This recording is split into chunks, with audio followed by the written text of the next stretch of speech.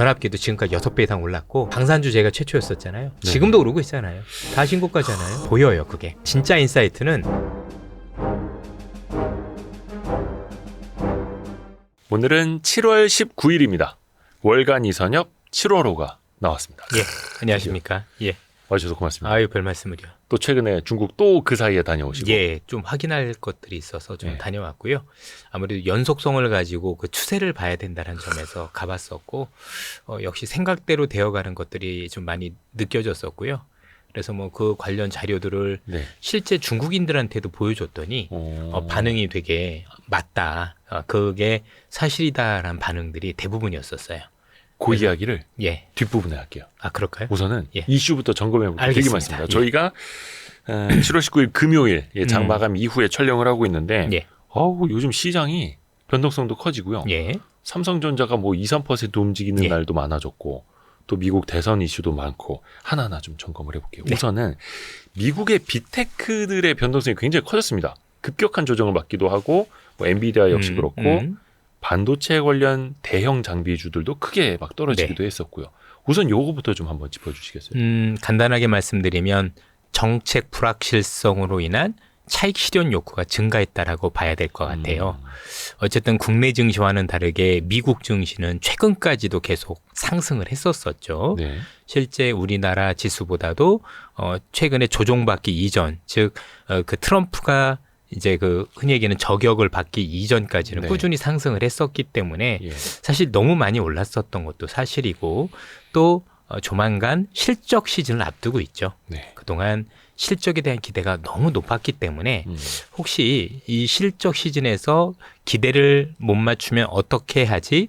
막연한 두려움도 있었었고 또 많이 오르다 보니까 뭐 좋은 건 알겠는데 그래도 단기간에 너무 오른 거 아니야라는 생각들이 있었을 거예요. 네. 그런데 여기에 미국 대선과 관련된 정책적인 불확실성이 크게 확대가 되다 보니까 일단 팔고 보자. 차익 실현하고 싶은 욕구들이 굉장히 높아졌을 거고요. 네. 그러면서 우리나라도 비슷한데 잘 보시면 그동안 많이 올랐었던 주도 기업들 중심으로 해서 맞아요. 전반적으로 차익 실현 매물이 한꺼번에 쏟아졌다라고 보는 게 맞는 것 같고 사실 뭐 다른 기업들 가지고 계신 분들 같은 경우는 뭐 그렇지 않아도 쉽지 않은데 더 얻어맞은 격이 됐고 지수가 어려우니까 그런데 최근에 주도주가 일단 한번 차익 실현은 빌미를 맞았다라고 보는 게 좀 더 정확한 표현이 아닐까 싶고 특히 이제 한국 증시 같은 경우는 워낙 수급 여건이 취약하고 특히 외국인들에 의해서 좌우되는 경우들이 굉장히 네. 많은데 그 외국인들이 돌발적으로 돌아서면서 최근에 뭐 거의 1에 5천억 가까운 이상 매도를 하다 보니 사실 이걸 받아줄 만한 주체도 없었었고 또 우리 개인 투자자분들께서는 또 각기 가지고 계신 종목들이 많이 다를 거잖아요. 그렇죠. 그리고 또 중소형주 종목으로 많이 가지고 계셨을 거고 그러면서 이 변동에 더 취약했다라고 봐야 될 것 같습니다. 그래서 미국도 역시 그렇고 많이 올랐던 주식 위주로 또 낙폭도 훨씬 더 컸었던 최근에 거고요. 그게 국내도 특징이에요. 마찬가지고. 예. 근데 그 반도체 관련 주식들은 이제 오른 것도 없이 떨어진 게 또 그렇죠. 크고 예. 삼성전자도 사실 뭐 8만 원대 후반까지 가기는 했습니다만 최근 또 다시 8만 원대 초반까지 또 예. 떨어졌거든요. 근데 이게 미국에서도 그렇고 유럽의 큰 장비주들도 많이 떨어졌습니다만 ASML이죠. 그렇죠. 이게 그러면은 대중 제재가 더 강화될 거다라는 우려, 그 내러티브 그게 맞을까요? 그게 일정 부분 작용을 했다라고 봐야 되는데요. 네. 우선 뭐 언론을 통해서 보면 트럼프 리스크라고 얘기는 하지만 예. 제가 보기에는 현 정부인 바이든 정책 때문에 일단 1차적으로 좀 부담이 됐었다고 보는 게 맞습니다. 최근에 어떤 일이 있었냐면 아시다시피 지금 ASML에 대한 매출이 특히 중국 중심으로 현재 4분기 이상 급격하게 늘어나는 모습이거든요. 거의 절반을 예. 육박한다고. 그러면 이 ASML이라는 회사가 팔고 있는 장비 자체가 아시다시피 첨단 반도체 장비고 노광 장비죠. 그리고 이제 미세화 때 필요한 장비인데 중국이 이런 장비를 지속적으로 사갈 수 있다라는 얘기 안에는 중국의 반도체 기술이 굉장히 고도화되고 미세화되고 있다라는 증거로 볼 수가 네. 있는 거잖아요. 그러다 보니까 서둘러서 바이든이 이와 관련돼서 중국 어떤 기술과 반도체 기술과 관련해서 뭔가 첨단 기술과 관련된 이런 것들을 계속 제공한다라면 그리고 그게 기반의 기술이 미국에 기반한 기술이라고 한다라면 내가 조만간 큰 조치를 취할 수도 있다라는 얘기를 한 게 일단 빌미가 됐다라고 봐야 될 것 같아요.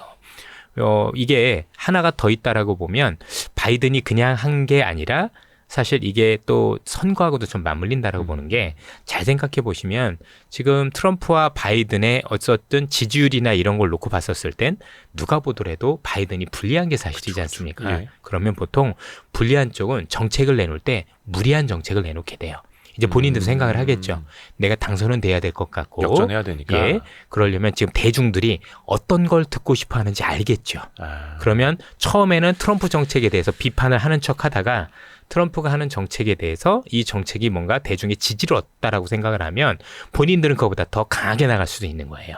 이런 것들이 사실은 정책적인 불확실성으로 이어졌다. 이렇게 봐야 될 것 같아요. 그것도 대외적으로 그렇습니다. 더 세게 나가야지 대내적으로 결집이 되니까. 그렇죠. 그럼 이제 뭐 시장에선 그런 불확실성이 있으면 확대해서 갈 수밖에 없잖아요. 물론 이제 일본의 도쿄 일렉트론도 많이 빠졌고 네. 뭐 직접적인 타격이 있는 기업들은 빠졌지만 우리나라 입장에서도 그런 고민이 되는 거죠. 야, 이렇게 한국이라는 국가가 지금 중국에 반도체를 많이 만들고 있는데 혹시 여기에 대해서도 뭔가 지금보다 더 강한 어떤 제재가 들어갈 수 있는 거 아니야라는 막연한 우려가 있었을 거고 그 우려들로 인해서 아무래도 차익 매물이 나올 수밖에 없는 그런 환경이었지 않았을까. 일단 빅테크 기업들이 얻어맞으면 그 빅테크 기업들이 쓰는 게 반도체니 그거와 관련된 것도 1차적이었을 거고 두 번째는 이거였겠죠. 다만 이제 최근에 트럼프가 대만과 관련해서 얘기했던 걸로 빠졌다라고 보는 건 사실 제가 볼 땐 너무 넘겨짓기 같아요. TSMC를 얘기를 한 건데 네. 왜냐면 냉정하게 볼 필요가 있겠죠. 미국은 지금 특히 트럼프는 AI를 키우고 싶어 합니다. 네. 근데 그 AI를 키울 때 AI와 관련된 GPU 이런 것들 좀 만들어주는 데는 TSMC밖에 없거든요. 네. 그렇죠? 근데 거길 죽이겠다? 이건 좀 말이 안 되잖아요. 그럼 이제 트럼프가 직접적으로 얘기한 건 TSMC 우리가 뭐 보조금도 많이 주고 많이 도와준 것 같은데 그래서 당신들 국가 되게 부자가 된 것 같은데 이거 방어와 관련해서 좀 무인승차하는 것 같네. 돈 이런 내라. 얘기를 했던 거죠. 예. 돈 내라. 예, 결국 궁극적으로 놓고 보면 방위비와 관련해서 니네가 더 많이 분담을 해라. 궁극적으로는 미국의 무기를 정말 많이 사가라. 이런 얘기였었어요. 그런데 거기에 대해서 대만 정부는 우리 그렇게 하겠다라고 이미 대답을 한 상태예요.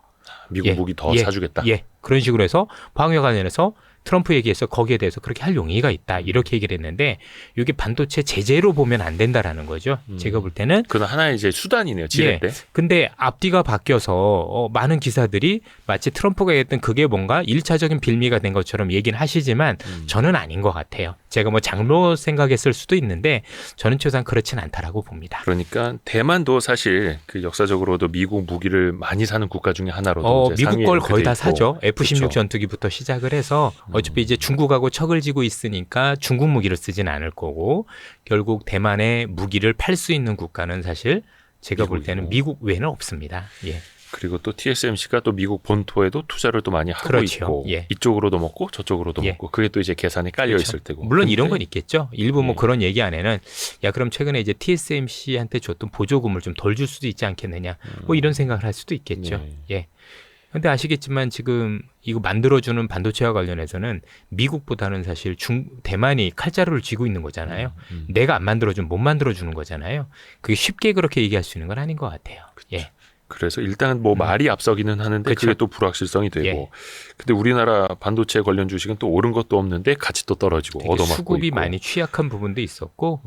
근데 또 예. 원체 많이 급격한 조정을 받다 보니까 이때 이제 어떤 반도체 관련주에 좀 꼭지가 만들어지나? 사이클이 좀 꺾이나? 또 이런 염려들도 좀 스멀스멀 나오거든요. 거기까지는 아직은 조금. 예, 거기까지는 아직 저는 조금 넘겨짚혔다라고 생각을 해요. 왜냐하면 지금 반도체 산업은 우리가 알 수 없는 게 일단은 최근에 GPU와 관련도 있었지만 8월에 나오는 애플의 이슈도 저는 꼭 봐야 된다라고 생각을 해요. 그래도 애플이라는 회사가 처음으로 AI를 적용한, 그러니까 물론 이제 삼성전자도 적용을 하긴 했습니다만 네. 조금 개념은 다릅니다. 왜냐하면 이제 삼성전자는 하드웨어, 즉 기계는 정말 잘 만드는 회사지만 사실 소프트웨어 회사가 아니기 때문에 여기에 접목시킨 AI는 다소 한계를 보였어요. 그건 그렇죠. 삼성전자의 잘못이 아니라 삼성전자와 현재 협업을 하고 있는 안드로이드라든가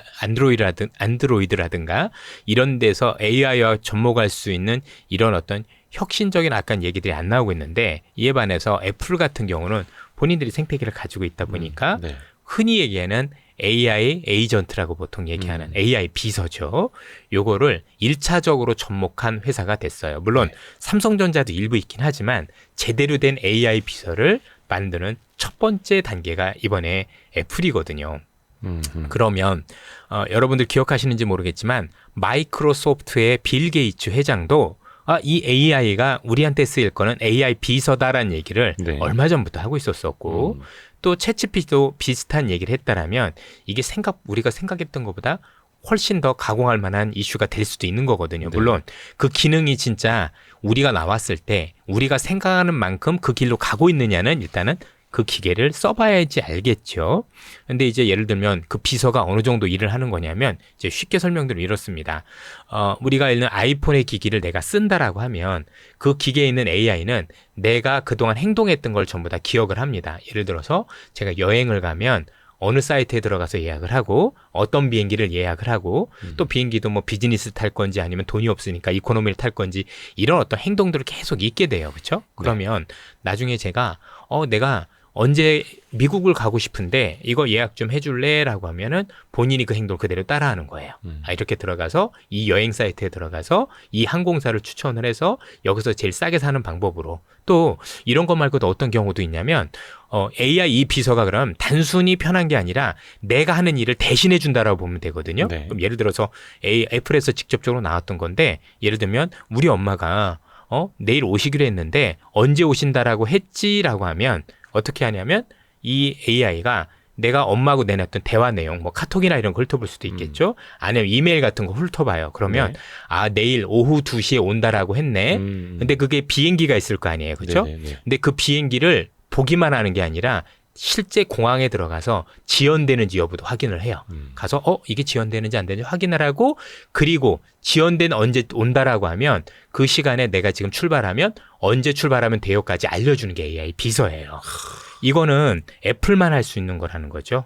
그렇죠? 그 생태계 안에 있으니까. 그 안에가 있으니까. 그러니까 이제 이 AI하고 그 안에 있는 모든 앱들이 전부 다 유기적으로 연동되게 만든 게 현재 애플의 이 AI 비서인데 아직까지는 모르겠으나 이게 만약에 반향을 일으켜서 사람들이 뭔가 아이폰이나 휴대폰을 바꾸는 첫 계기가 된다라면 또 다를 수 있는 거죠. 왜냐하면 잘 아시다시피 애플의 그 AI를 쓰기 위해서는 기존에 있던 아이폰에서는 아이폰 15 프로인가부터 되는 게 결국 기존에 있었던 거가 6기가가 이렇게 들어가는데 D램이 사실은 거기서 2기가 정도는 더 추가가 돼야 그 AI가 작동이 가능한 거고요.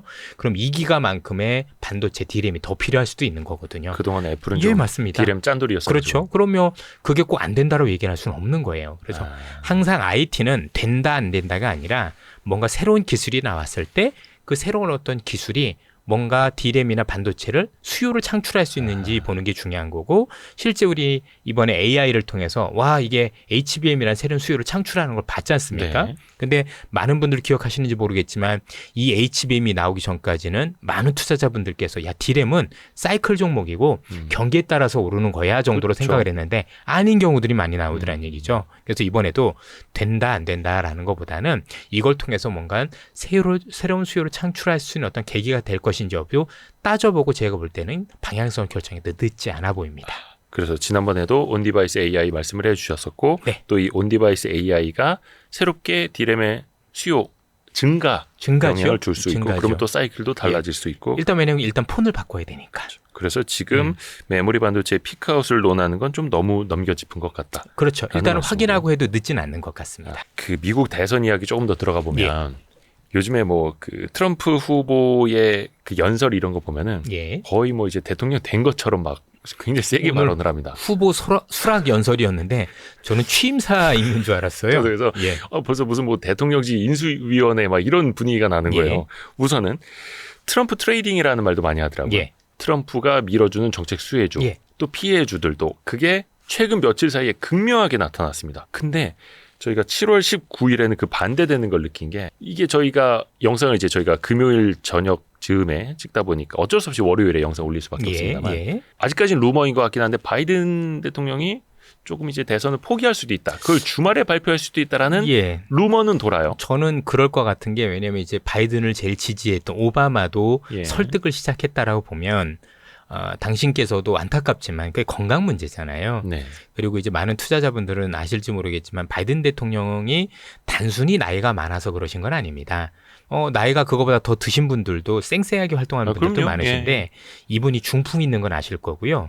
2번 이게 있었어요. 왜냐 이제 저희 집안도 이제 중풍이 있으셨던 분도 그래서 느끼지만 이게 한 번 중풍으로 쓰러지신 거 2번 쓰러지신 게 많이 달라요. 이게 그러니까 여러 번 쓰러질수록 이게 앞으로의 생존 확률이라든가 또는 정상적인 인지 가능성 이런 것들이 매우 떨어집니다.